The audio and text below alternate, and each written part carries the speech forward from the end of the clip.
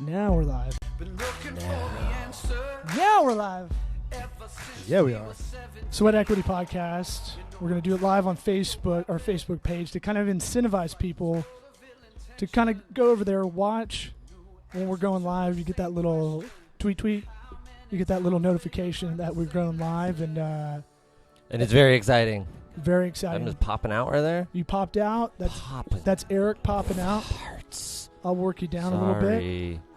We sound like shit. We got editor-in-chief of Creative Loafing Tampa, Scott Harrell. Let him hear you. Hey, here I am. And we got friend of the program, Director extraordinaire, directing this episode, El Presidente. That would be me. President of 208 Monkeys, Mr. Damian Alpizar. What up, y'all? How y'all doing today? He looks like Manny Ramirez if he never played sports. Or now, maybe. Oh, yeah. How's he look now? We don't know. Probably, I don't know. Yeah. Yeah, if he did like the Sammy Sosa lighter skin thing. Whoa. That's creepy, he'd get closer dude. to Damian. The Sammy Sosa thing, I don't know what happened there, but there's something wrong with that doctor. Or something right, depending on how white you think white is right, yeah, right? Then again, I'm not agreeing with that. I'm saying maybe he nailed it. Sammy's the nutso one. You're the one who looks like American History X, man. Yeah, you keep saying that. Quit saying that. We'll stop curb stopping people. I won't do it. All right. My hair's just sad when it grows out. Okay, shut up. It's sad. It's got it's emo more than sad, I think. But Tomato. I was just listening to a story. Well, first we got to officially get the podcast started. Yeah. Hotty toddy, let's go. Oh no, we got to do a real one. It's Friday afternoon, and we're having some beers. We're having a hang sesh. So I'll do a real hottie toddy. Are you ready, Scott? Are you ready for this? I'm ready. Have you listened to the podcast? We put him on the spot. Eric keeps putting me down, but it just comes back like nobody's going to say they hate it to your face.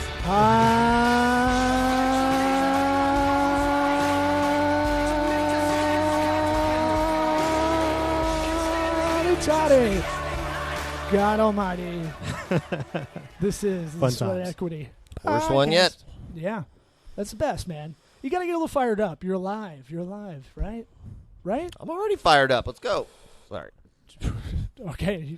You got some cocaine going through your veins or something. What? No. I actually do not. I feel like I have to say that.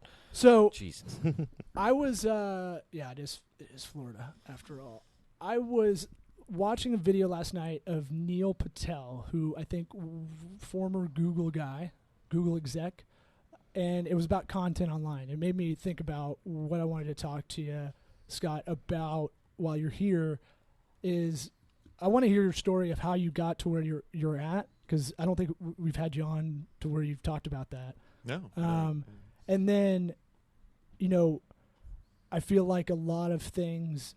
Journalism is really tough to do now. Yeah, it's changed a lot. It's also very fluid. But people are sort of scrambling to figure out how to do journalism. Right, now. Right. And what's authentic and what's real journalism. To me, I used to have New York Times and Wall Street Journal as my two pillars of I'm not either left or right, but these two seem to be the staples of legit journalism. Sure, yeah. Call it 10 years ago. Those were my two. I go to those two all the time.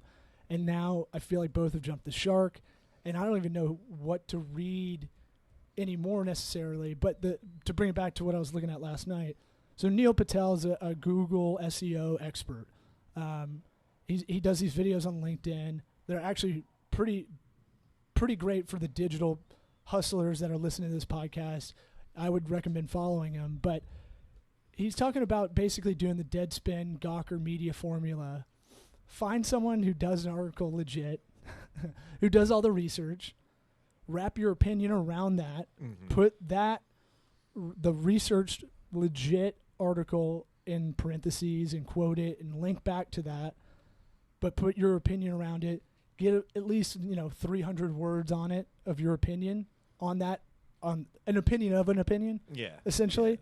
Yeah. It's reactive journalism. I knew you'd have a good name for it. And then it's that thing of and then Google's cool with that too, that was what's really interesting, because they used to go, if you duplicate content, Google's gonna just it's basically gonna give you negative points. Yeah, it hurts you. Yeah. Call it fantasy points, SEO fantasy points, right? You're going to get negative. You're throw a pick, basically. If you do that, now he's saying you're not going to get negative, but you're not going to get anything out of it unless you do this part. And you link it back to the legit first article, because then it's and I get it, because Google's like, okay, because you're going to read this piece, you might go hit that link and go read the real article or case study or whatever it is. It's like value added for they're going to keep you online. We're keeping you there, right? We're keeping you in the tail. We can track that tail too and see what you're interested in, because eventually it'll lead to either you drift off or you're going to click on something that's a lead gen or leading you down a marketing funnel for a product, right? Did you see the new Elon Musk proposal to have a website where people go on and rate journalists? What do you think about that, Scott? Where they like Politico? Yeah, well, I don't know. Rotten Tomatoes? It's kind of Rotten Tomatoes for journal. It's more of the trustworthiness, I guess, of the article. You're not really rating how good it is, just if it's legit or not. It'll start that way, but it'll quickly, I imagine. Yeah, those Russian bots will take it. Well, it'll be like a rate my teacher kind of thing, where people just would be for who have a certain opinions about news will just start slamming people. And to me, it sounds like more tools for trolls. I'm sorry. Yeah, no, exactly. It might be. Exactly I don't right. know. I think they're looking for something to kind of track everyone because of all the fake news that goes out. I think I'm fine with it, because I work in alternative media, so I'm probably never going to win a Pulitzer. Nobody's checking your facts. No, I think I know what that means. Practice good journalism, but what's alternative media? How would you just? Because people would ask alternative comedy. I'm like, it's hard to describe. The easiest way to describe it is to go back to the beginning, before the web. Alternative newspapers were basically started for two reasons. They were either A&E listings of punk rock shows and off Broadway plays and stuff that's going on in your community, and then the other ones were the ones who were fact-checking your local mainstream media papers. Like almost all the stories were about the stories that the dailies weren't talking about. Interesting. And covering, if a daily is not talking about something the mayor's doing, then the Alt Weekly would call attention to that. They were basically watchdogs of the mainstream media. Right, but had usually a way less readership than the main product. It definitely, back in the 50s and 60s when, Dad was reading the paper every day, he didn't want opinions. He wanted to know what was going on, and alt weeklies came out of opinions, and definitely a sort of, I don't want to say every alt weekly ever was lefty, but I mean that's the gist. That's what most people associate them with, and they were progressive, and they were about social justice causes and stuff like that. Guns and Op-Ed, that was the only alt weekly that I used to read, so it was pretty good. A lot of guns. Wait, where did you get your hands on one of those? A gun or the paper? The paper. No, weirdo. I'm kidding. That doesn't exist. I was trying to think of what would a right side kind of alt paper be like? I mean, there if you went to big cities in the early 70s, there were a lot of right-wing publications, but they didn't have a design aesthetic. Like the people that started alt weeklies were by and large creatives, and the right-wing people would just make it basically a zine. Typeset an angry rant to something. Yeah, I mean, so how do you see? I guess what's your opinion on current journalism? Like, are you pissed at a lot of stuff that you see? Because I get angry. I'm not even in the industry, and I'm just like, this is clear. Because I know the digital side of all this stuff, and I can see how it works, and I'm like, this is. Everybody kind of knows what clickbait is now. Yeah. But the whole thing, like this Cambridge Analytics story, right, is misrepresented. The whole story is like, it sounds like Facebook was doing something evil, and it was actually the other way around.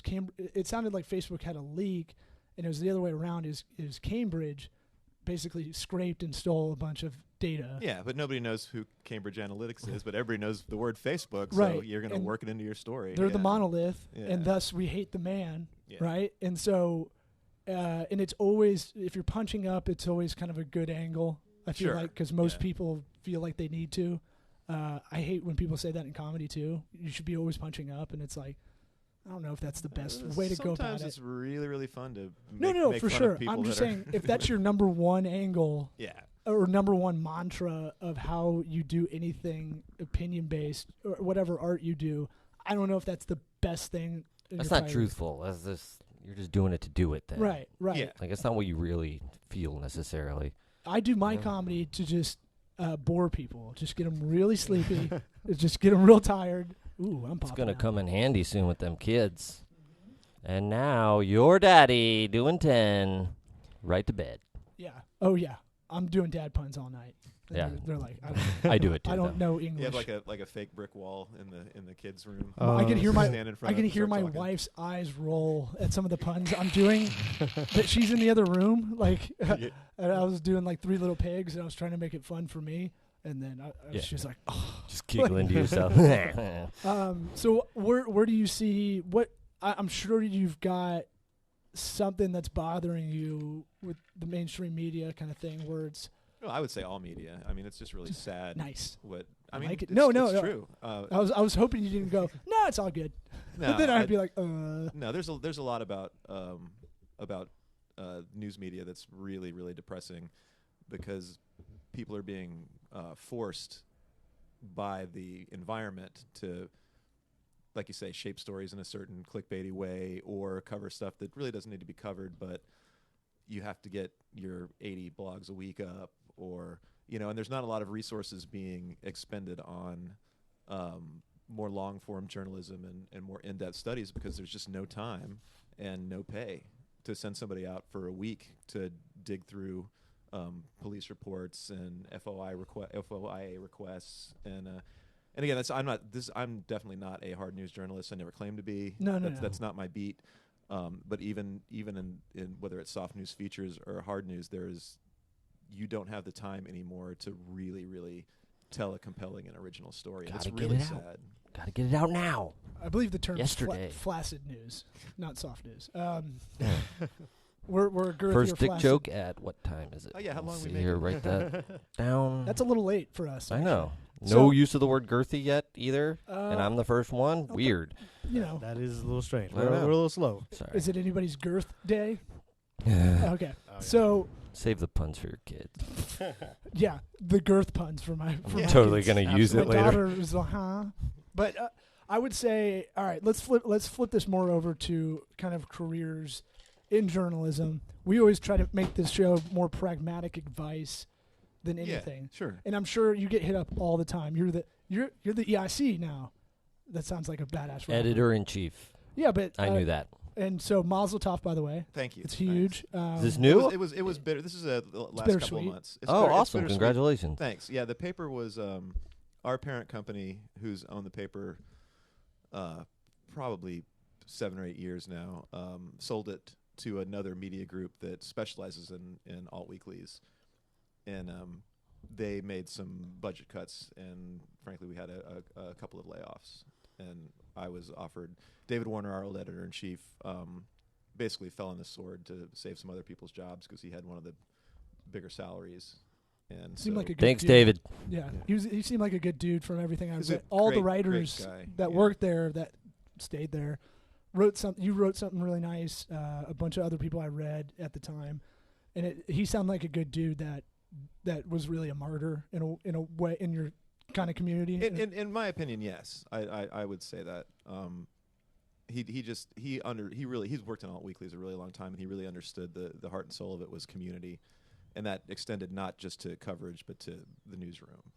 And he was my mentor for a long time, and we didn't really get along so well when he first came to Creative Loafing because I was the hot shit music writer and I didn't want to listen to anybody, and I was like, new guy, I'm not going to listen to you, new guy. And he was like, we're not doing that article about real big fish, all right, man? That's not punk. A lot of those fake punk. Yeah, a lot of those arguments. I'm sure you get a lot of people that are like, hey, I want to be a writer. Mm-hmm. Damian gets it a lot on the video side. I want to break into doing graphics or animation or product photography, video production, and sometimes you just don't have enough time to email everybody back and all that. I have enough time, so if you want to hit us up at law@tocoworks.com or eric@tocoworks.com, we'll probably get back to you. Maybe. Yeah. We'll see. Yeah, maybe we'll answer it on air, which I like doing. Yeah. That'd be cool. Well, we want to change this more into part of the show or just break different episodes up into maybe interview, and then the other one us hanging and taking in calls live. We were just looking at how you can do Facebook Live, and people can almost kind of like a call in, but they're doing FaceTime with you. The Getherd show, I think, really sort of pioneered the idea of Skype calls, really? which seemed to work really well. They probably didn't pioneer it. They probably use it better than anybody else, I would say. We'll have to check that out, because in comedy, you don't want to steal any jokes, but in business, I'll steal any ideas. Yeah, absolutely. And try to do it better. I mean, that's not crazy. Skype calls, we just technically would have an issue. Yeah, no, we've looked at it to try and like figure out how to make it on the big screen TV back there, and it's just like looping background. It's just it's a time thing more than anything. Up. It's just time. We just don't have, we're working on a lot of stuff, and I'm 9 to 4 schedule, like strict, so I can't come in here as much as I used to do some of these fun things. But I would say the big thing is with that Facebook Live, though, it's way more interactive. It's like that HQ game. Remember I was talking to you all about that? Yep. It's like a game show at 3 o'clock every day. Oh, right, where you like call in or like join into the live game show that's only happening at that time online. Right, and it's like there's a pool of money as a prize, and if you last through the 7-8 questions... I haven't heard of this. This sounds pretty brilliant. It's awesome. It's actually like I don't do it, but the idea to me is insane. Like, I think it's brilliant. I think it's the way things are going to go, like live engagement, because live is the only thing that's kind of connecting. Like live sports, you see it like that's the only thing on the TV, on the networks that are the only reason to have cable. Right, exactly. And they know that now. They didn't know that like 4 years ago. Right. They thought, oh well, we've got these ABC shows at night that no one really watches until they're streaming on the cable providers too now. Yeah. And Chicago Hospital. Right. Yeah. Chicago. Always Chicago something. I know, what is going on in Chicago? A lot of murders. Chirac. Yeah. The emergency room's always busy. That's true, actually. Wheeling. It's a sibling. More shows coming. So, I think HQ. I see that when our friend of the program, Samantha Gann of Social Alchemy, she was showing me that. I was like, it's like, whoa, that's where everything's going to go. And that's where I want this podcast to get to. Not a game show necessarily, but I was thinking more love line for, kind of nerd business or business advice or any kind of hustle thing. Damian, you've been kind of quiet. What's going on? I'm mixing over here, bro. Oh, you're directing. Sorry. Wicka. My job is to make sure you look pretty. You look like you had a point you were about to throw out there. Is that why you're so quiet? You're working hard? Well, hardly make us working. Look good. I got to focus in on that mug right there. Boom. Beautiful. See how I did that? Yeah. Good. See, ratings just went up. So even with this camera and the way it's interacting, it can automatically do it if we calibrate it correctly. But I feel like journalism is going to start to kind of it's already doing it a little bit where you have to be you can't just write anymore. Like I talk to comics and you can't just do stand up. Would Creative Loafing ever go the way of live podcasts about subjects that you have in print and then indulge in that story further? Is that something that... By the way, we didn't tell Scott we were going live before, this. I was like... This is fine. I don't know if that was cool or not. No, we're always looking for new ways to tell stories and ways to engage the community. But again, like the whole journalism industry is like this giant freighter. It takes a freighter like 14 miles to make a turn. And so you have this whole industry trying to figure out which way to turn, and it's going to take forever to turn, and B, they still don't know which direction they want to turn in yet. And there's always a matter of resources. You can't fill the paper every week and fill the website every day, and also, do like a live town hall, for an hour. Yeah, that's great. And answer every email about people that have really great story ideas, with on the resources that most newspapers have right now, because the resources are definitely dwindling. And the stories could suffer from somebody donating extra time to something that's not their writing. It's a weird line to walk. Time management is a huge issue in journalism right now because it's butting up against productivity.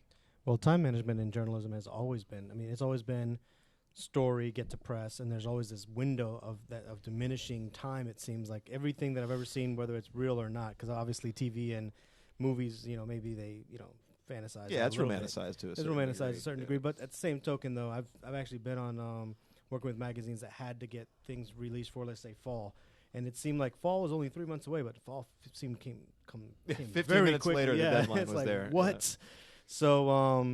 So yeah, so with everything being so on demand, especially when it comes to people tweeting things now and so on and so forth, how's that landscape changing?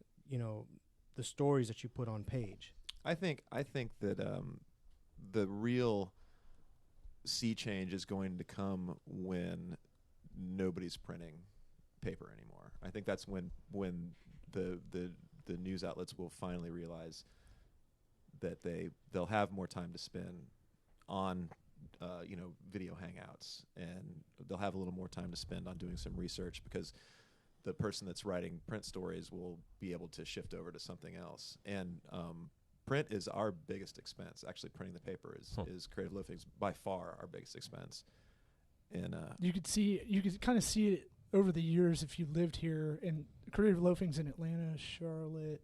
Those are the only two now. Okay, but like they've been there over a decade, right, in each city, and you can kind of see it used to be like on the corner, every corner in a major area, and now it's like specifically you have to go to the cool coffee shop. Yep. Yeah, to find the coffee. Yeah, distribution. The $5 coffee shop. Yeah, distribution has slimmed. The number of issues that get printed get slimmed down. The Creative Loafing Atlanta just went monthly for their print issue, and they're concentrating more on web.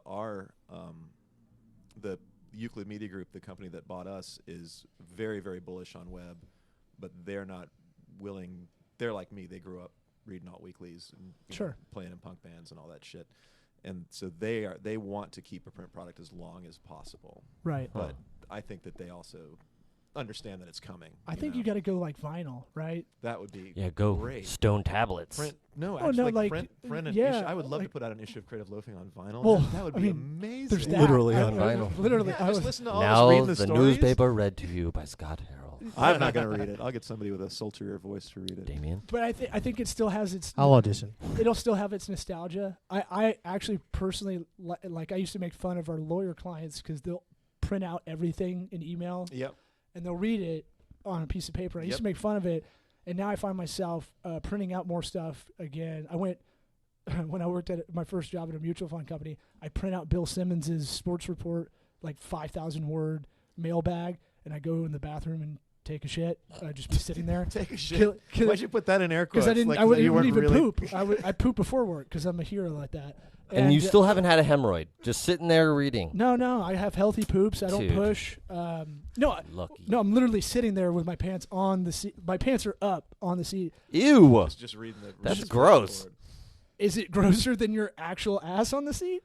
No. Well, I don't know. He's talking. It's gross for your jeans. Dude, it was like million. Find somewhere else to read it. Is what my When you're stuck in a big corporate office where they're tracking everything you're doing, and I was the grunt of this whole group. The only place you could go was the bathroom. Everybody who's men do that for privacy in their own homes, especially when they have wives and kids. Oh, I do that. Yep. Yeah. It's like, absolutely. This is going to take a little bit longer to pass. Oh man, it hurts. It hurts. What's my Facebook saying? So I print out. I do top cover and bottom just in case it printed the wrong way. I print something legit like a mutual fund snapshot on like a sandwich. Just reading. Just reading the reports. Right, just reading about emerging market fund, and wow, the value is really good on this.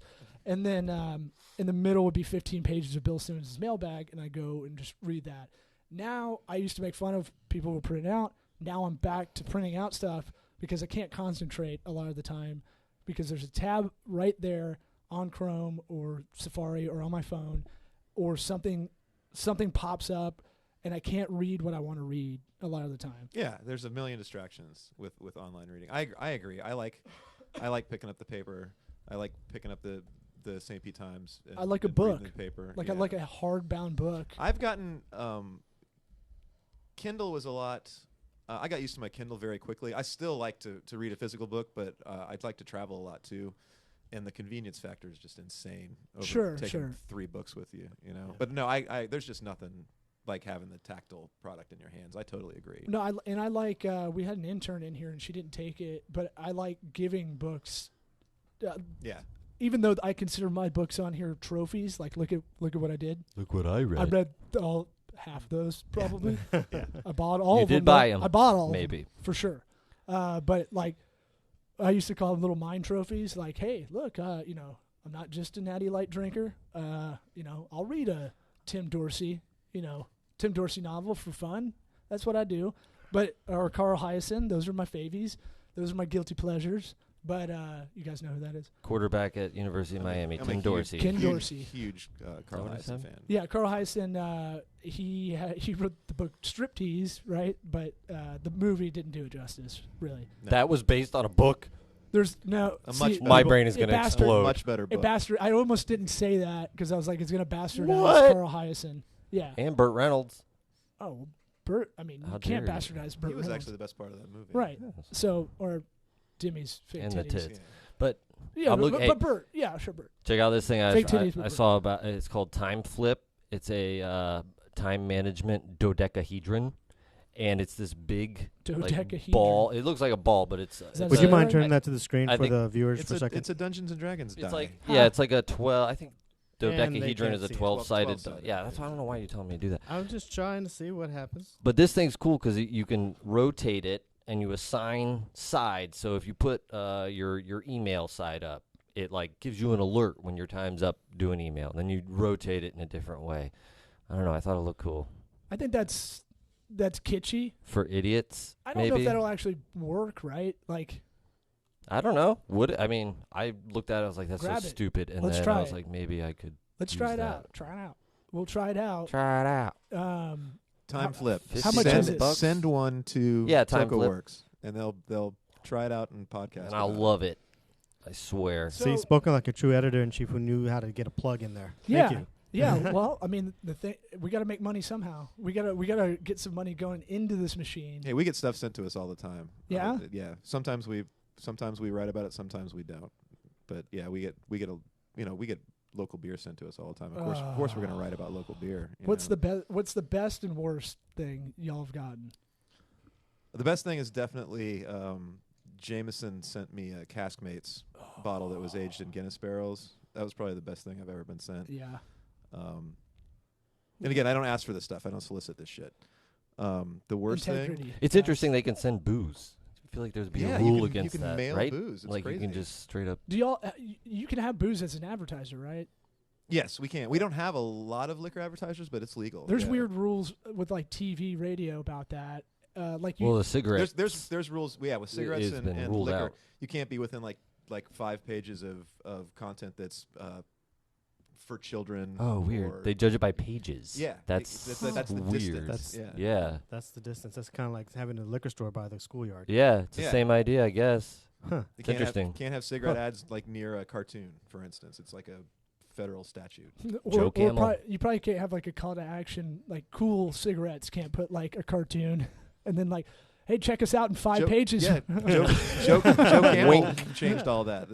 The Joe Camel character made all these laws come into effect. Isn't it weird though that adults or children? That's my kind of theory now. Is like we're all kind of not. We're all children a little bit. Like it's not like if this was 40 years ago, we'd all have mustaches and been back from the war yeah. kind of thing. That's the big secret of life.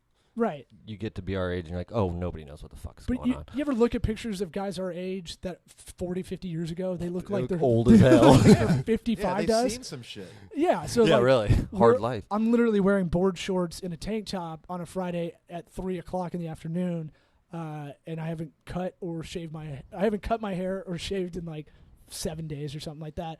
I haven't gotten a haircut in a month. I look at those pictures. I'm like, those are men. And Yeah, I'm like, imagine like in the 40s and 50s if someone had said, "We're going to put out a magazine for adult men about playing video games." that's just not. That would not be a thing. Or you're gonna have a thing called Twitch TV that's gonna make a fuckload of money, and it's all people watching other people play video games. That still Adults playing Right. video games. right.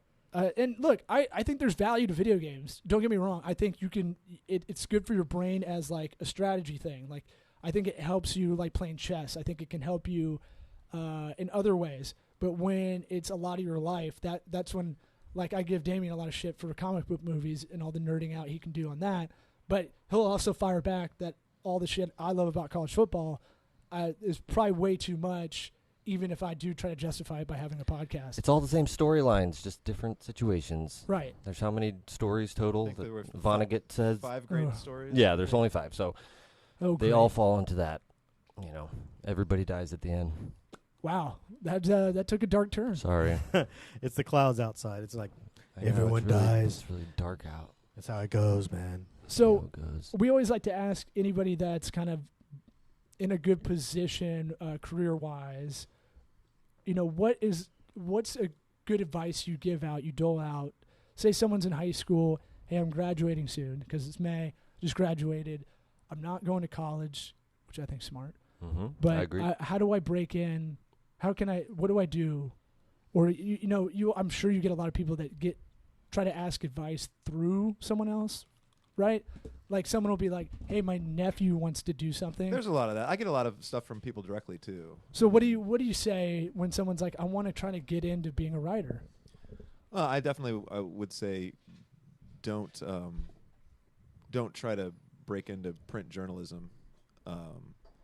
As don't make that your be all end all career goal right now. I don't think that's a good idea. I would say DIY it, whether it's your job or not. Learn to code, put out your own website. I would try to make it look a little bit better than a blog, and find new ways to tell new stories that other people in town aren't writing about. I get pitches that are just the same.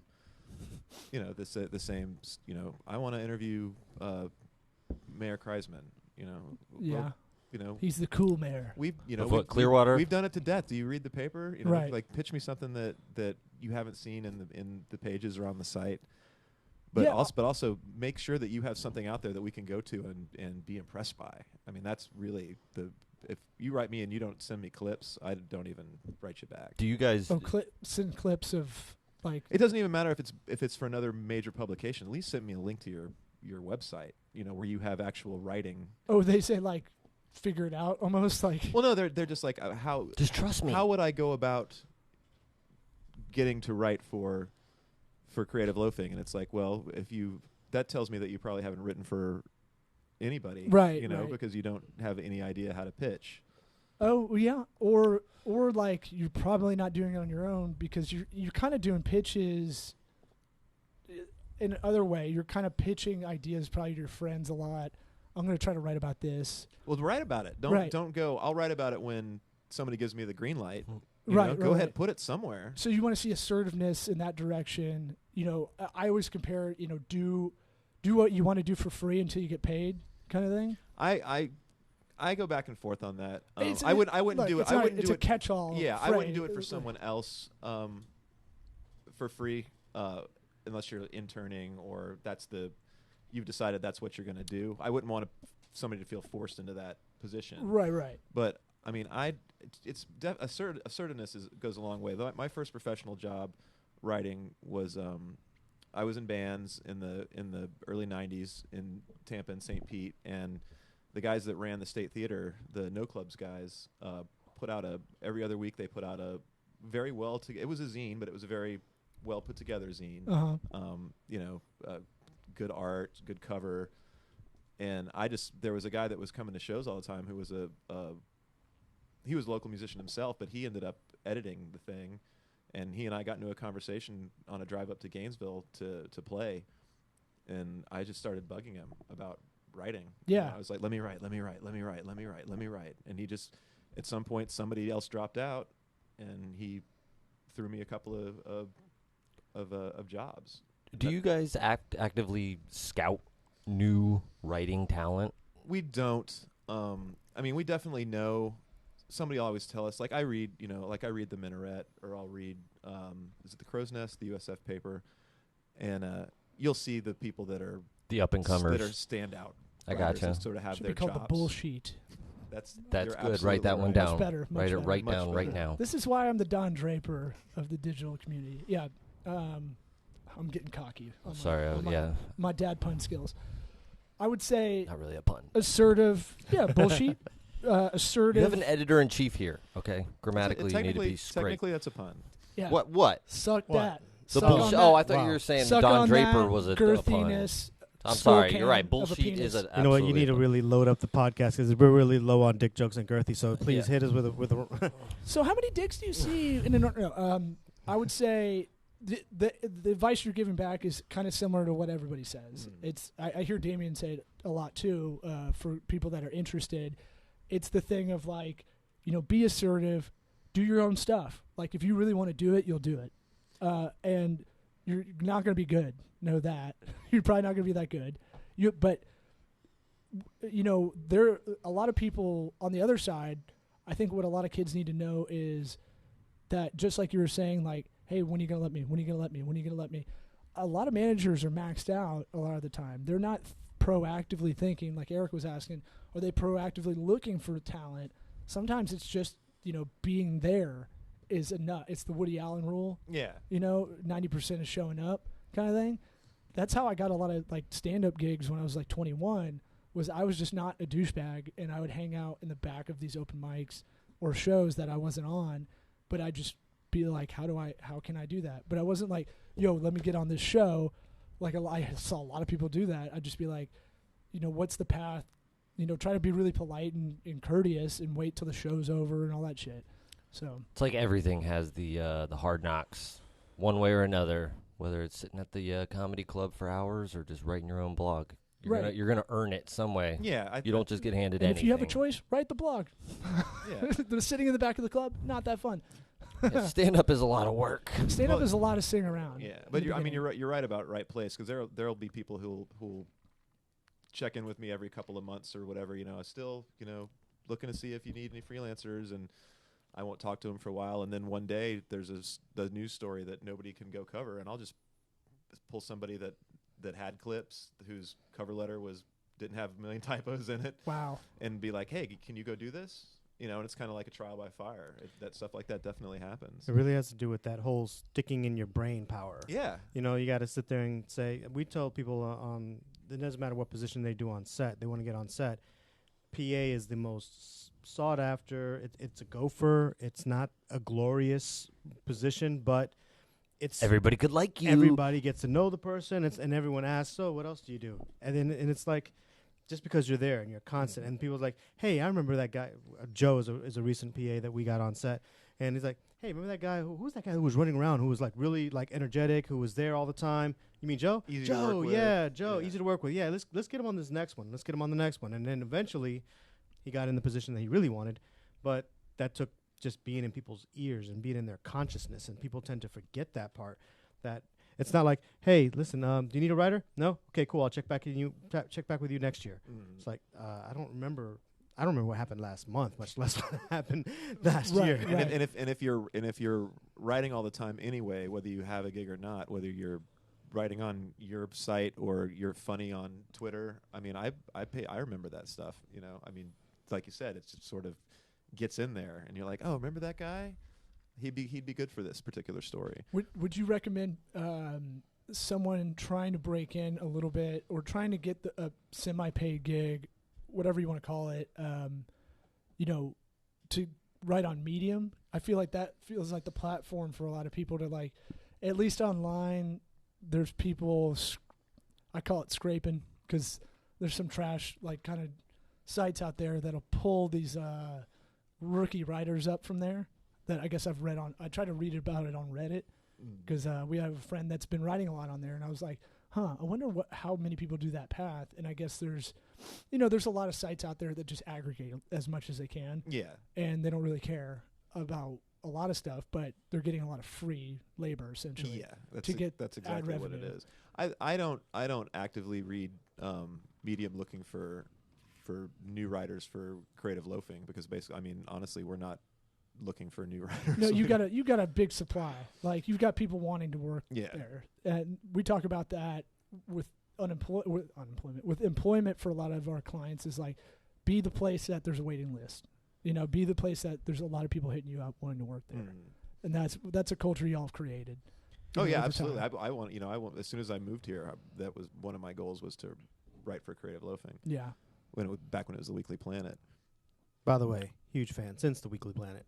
Just throwing awesome. that Thank out there, you. FYI. It's just one of those things that it's like, you see it, whether you're in the coffee shop, whatever the case, it's the first one I pick up. Definitely catches Thank your you. eye. It's part of the community, and I'm really proud of that. I've been a part of that since 2001, and I'm really happy to be a part of it. My favorite was the comedy issue. Well, see, that so how we got Why? Because you were in it. I've got it framed actually right behind me, which I feel douchey.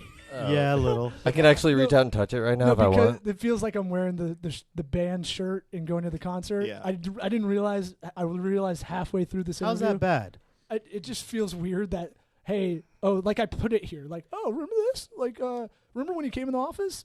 One thing I did remember about, all right, so I'll give the backstory.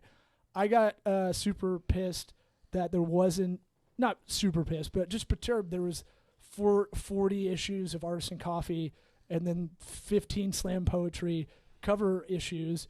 And I just wanted to put. I don't think we did 15. No, I know. I did count it up though. I went hard in the paint. I tried to count up like how many issues about the Tampa Bay scene of these other arts going on, and there was not one in like at whatever point that was 13 years about comedy. And I was like, there's a really good scene here. And I just kind of did my own little douchey kind of like blog post. And Accumulating stats. Put it out there. Yeah. Well, I'm just like a lawyer about it. If I'm gonna have an opinion and I'm gonna drive at it, I'm gonna have facts to back it up. Way to turn your nerdy habit into a cool thing. Data-driven decisions, my friend. That's how you do online advertising. You Right got back it to done. nerdy. You shamed us into it. I mean, it's very true. Ooh. But it was a fun. It wasn't like, hey guys, you guys are fucking cucks or something like that. It was like, look, what's the deal? No comedy issue. It was kind of fun. And then whoever had your Twitter account was going back and forth in a fun way too. And then I don't remember from there. You were like, hey, let's do it. You came in here. And I was up all night working on something. I was like, it's 10 a.m., but do you want a beer? And you're like, yes. And I was like, all right, this is going to be cool. Best friends forever. Yeah, pretty much. I knew I liked you for some reason. I was like, wait. Oh, yeah. It's the he's morning cool. beers. One thing that really caught my eye when we were doing the interview is that it really kind of, after you left and I thought about it later, was you had to interview while typing at the same time, which is kind of a crazy multitasking kind of thing. And I thought about it. I was like, you had to get to that point. Yeah. I don't think that was your deal growing up, right? No, like, not everybody does it, but I have so much to do that and we don't have a transcription service, so Right. I cannot spend 2 hours combing through an interview that I was like, I just had it. Why don't I just have it while I'm having it? You right. know? No, I get it. Like, because I'll do a meeting and I'll go, hey, while I'm doing this meeting, I'm going to be working on something else. And I've developed how to kind of be able to pay attention when I need to during a meeting sometimes. So, like, sometimes it's like someone How often does that work with your wife, though? Never. Just checking. But to be fair to me, I tell her I need a pen and a pad if you're going to give me stuff I have to do. Because I need to, like, I don't have a good short-term memory. I know that. But you can't just give me a order as like a line chef and just like, hey, table 23 doesn't want the tomatoes on their plate. That's a great analogy. Those people can remember everything. I'm so bad at I know that about myself. And I thought about you doing an interview. It's like when we try to direct this and do the podcast, sometimes it's too much multitasking. It takes away from one or the other. Yeah. And so I was thinking, I was like, you weren't probably born with the ability to do that. You probably just had it out of force. And I always think about, like, you think you're maxed out when you're doing your own thing, or you're in a career where you have to be a self-starter and you have to be motivated and you have to get to that next level on your own. No one's going to pull you up, kind of thing. You'll have mentors and stuff, but no one's going to be like, hey, come on, kid, I saw you. Now you're going to write for Time magazine. Like, that shit's out, right? And so you have to be super efficient, and you have to be way better at multitasking than you ever thought. And I always call it, like, 6-month plateau. Like, I look back 6 months, and I was like, man, I thought I was really fucking hustling, and that wasn't shit compared to what's going on right now. No, you get better at managing your time. Your bag of tools gets bigger, and then you're able to tackle more stuff. So are we talking writing the article itself as you're sitting there, or just taking notes? No, I was transcribing the interview. Oh, while you we were talking in real That's time. even crazier. Transcribing it yourself. I thought you just meant you were taking note. I don't know. And it I mean, that's almost, the crazy. way you type, because you slam like I do, I think. I'm a really noisy typer. Caveman typing. You probably taught yourself how to type. I actually took typing in Really? junior high school, I think, was when I first started taking typing. The But- problem is that the further back you go, the harder you have to slam on keys because you were working on real typewriters. Oh, well, Yeah. not typewriter. Well, Yeah, no, I so learned dude, it I old learned to type school- on typewriters. I learned That's to type crazy. on an IBM. how Yeah. old are you, Damian? I'm fucking ancient, bro. What's the number? Tell me. I'm in my 40s. Cuban don't That's crack. still not that old to have a typewriter. Well, maybe I just went to a poor school. Oh, I don't know. okay, Sorry, this is not going in a good direction. Wow. It was poor, okay? It also seems like laptops have been around forever, but they haven't, man. They've only been around 15 years as far as I really typed on a usable. typewriter at one point. Really? Yeah. We had a family computer, one of those like green screen Apple ones, but Wow. I poured Coke on it or something. Well, I mean, all right. So just to not get off subject, but think about this. Okay. Did you learn anything on YouTube back in high school? No, wasn't around. Exactly. Nowadays, you tell someone, "Hey, man, how do you know how to do that?" They're like, "Dude, YouTube it." That wasn't around. Just that you actually remember dial-up, Mm-hmm. Yeah. all that shit, right? Do you remember floppies? Yeah. All right, dude. Think about Still how far get back. 'em. So, so just think about that Just for in a case they come back, you got a stack of them. So just Yeah. think about that for a second. Like your It's a new vinyl. schools probably were like, oh yeah, there may have been laptops out, but then all of a sudden, people and everyone else in large organizations, which turned very slowly, they were at fucking Commodores and shit. You know what I mean? And typewriters and stuff like that. And it's like, oh wow, we finally got a grant to get brand new computers, and they were still Apple like IIs. 10 years old. So Yeah. yeah, dude. I believed you. No, Thought you were old as shit. Yeah, it's just one of those. you look younger than us. Yeah, I know. White That's people crack. that's the real problem here. Is I feel like I look like I'm 50, and With- you look so nice and refreshed all the time. Yeah. The nice deep voice. Nice Yeah. décolleté too.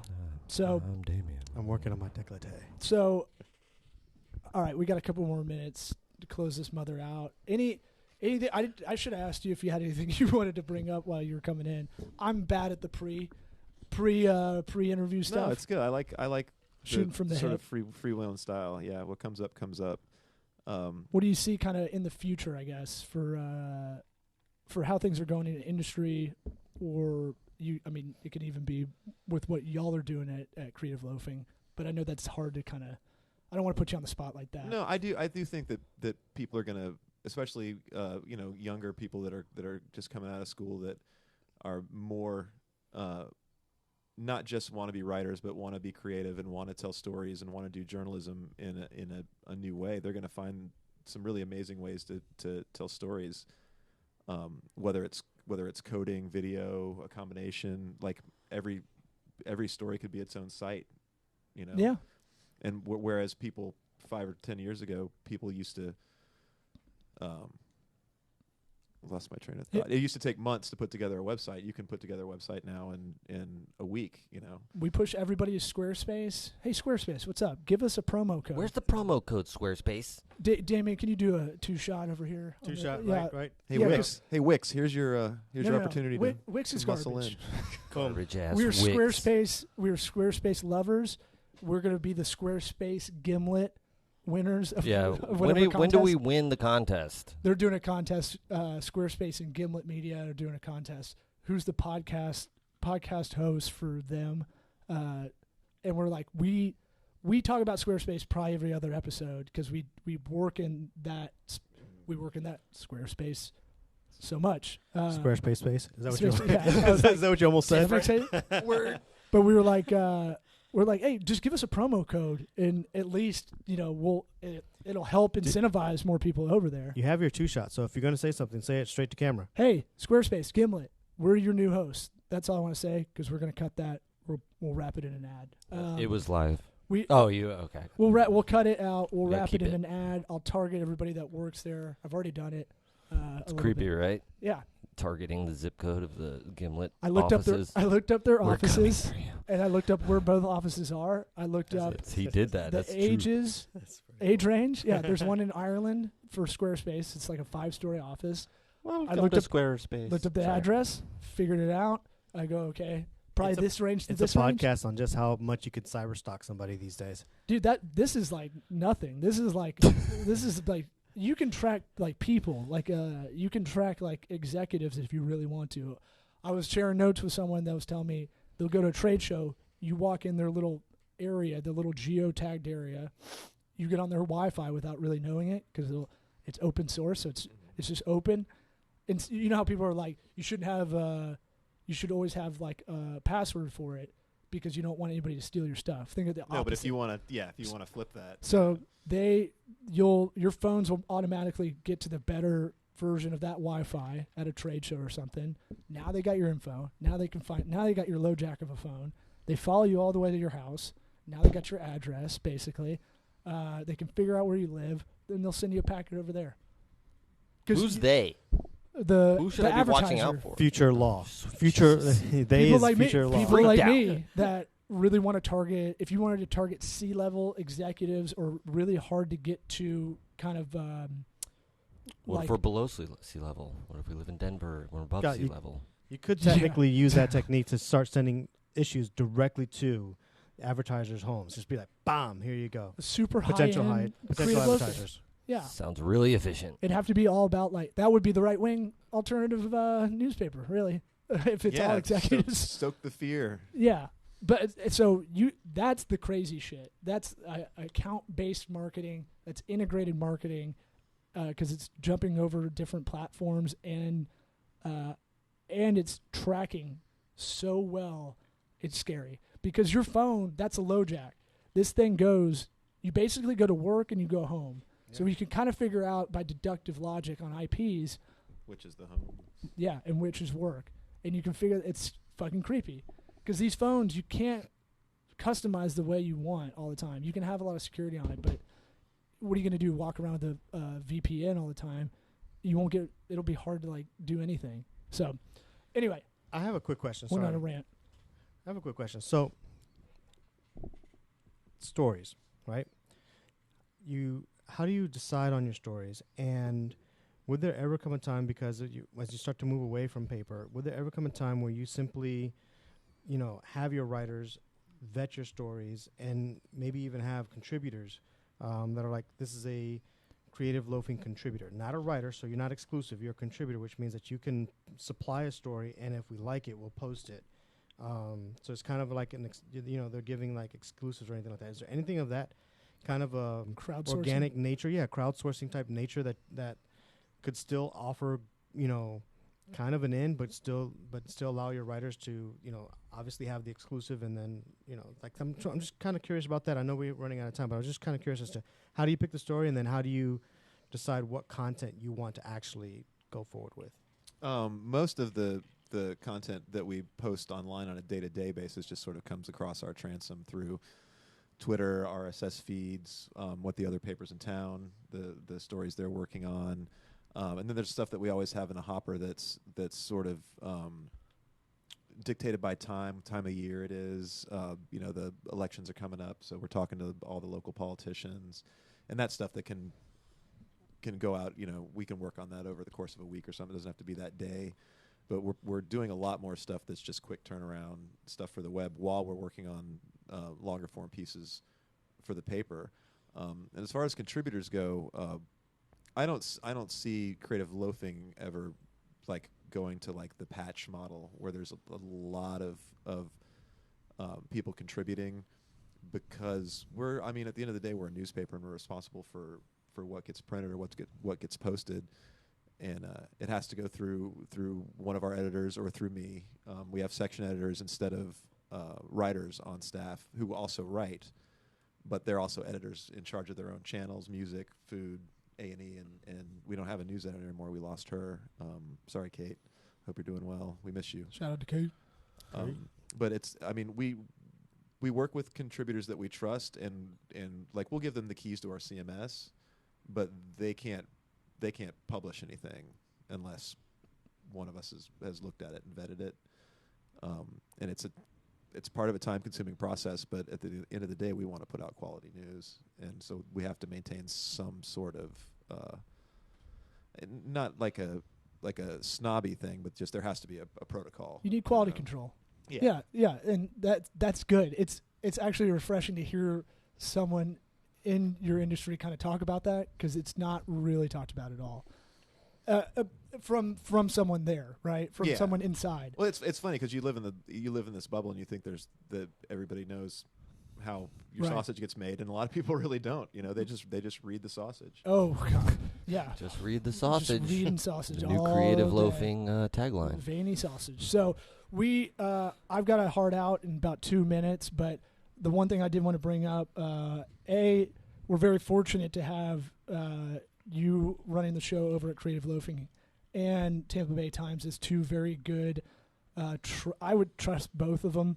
I trust your kind of what you just went over quality control wise, y'all's voices, in an era which is misinformation, disinformation. Mm-hmm. And then the other thing I had is my thing with y'all going forward. I think interactive kind of blogs, interactive kind of articles. We don't have enough time for it, but I think on the web-based side, the engagement level will change according to you're going to have to kind of code articles a little bit. It's going to have to have video. Yeah. It's going to have some kind of engagement graph. You see it with USA Today on a broad spectrum.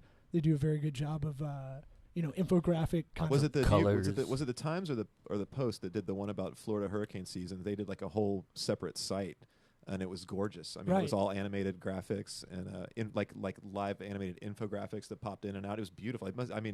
Hopefully you'll get to a point where you can do that in a couple of days instead of 4 months. You know? I mean, we could do it. But that display advertising model, that system that everybody's used to of seeing their newspaper when it went to web, where it's just overloaded and it lags and all this shit, it's going to go out the door. I agree. And display like that's kind of dying a little bit, and I see that trend going down. Whereas you'll see more co-branded stuff. Hey, this part of the hurricane's brought to you by a Home Depot. Yeah. Come get your plywood. Yeah, we're already experimenting with content marketing, and I mean that's not my side of things. There's still a firewall up between ads and But we're experimenting with branded pieces that are very obviously marked as branded or sponsored. Yeah, that's whatever. good. So It's not a trick. That's nice. Yeah. For all my nerds out there, when are we going to get the Harry Potter version of Creative Loafing where the pictures move right in the paper? I would love that. That would Right? be amazing. I had to put that in there for my nerds out there I because think I know we want it. I think the only thing that we can get to still is like the baseball card where there's two poses hologram. depending on when you're looking at it. But someday soon, I'm sure. Yeah, dope. Yeah, the hologram, the Topps Yeah. Fleer, or whatever it is. Thanks for coming on, man. Thank you for Damien, having were me. thinking Marvel Comics cards, weren't you? I was Marvel Comics with Harry Potter. I had them all too, dude. I was like, what the hell is that card you're talking about? Thanks for keeping it girthy, y'all. iTunes, Apple Podcasts, Spotify, YouTube, Vimeo, LinkedIn, Facebook. SweatEquityPod.com. We're on all that. Hit us up, comment. We'll probably bring it up on the show. You learn the same lesson.